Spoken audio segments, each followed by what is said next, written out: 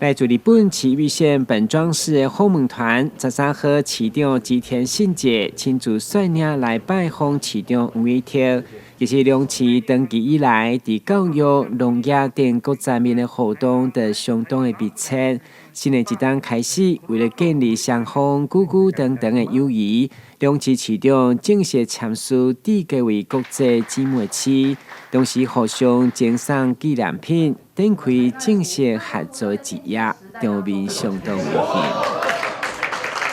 馨。期待在这几天的这个各位停留在台南的过程中，能有很多各地参访的机会。同时，因为我们为了除了这一代的友好，也希望期待下一代能够有更多友好的机会。我们也特别会邀请许多本庄市的